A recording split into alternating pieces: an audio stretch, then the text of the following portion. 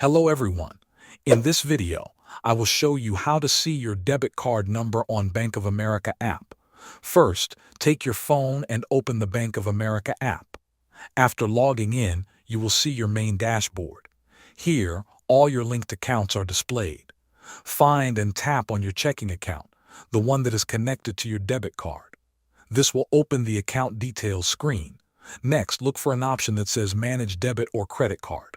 This option is usually available within the account menu or under a section related to card services. Tap on it to continue.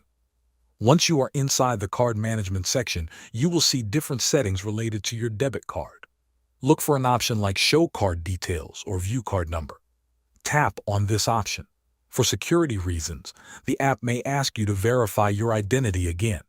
After that, your debit card details will be displayed on the screen, including the full card number, expiration date, and other relevant information.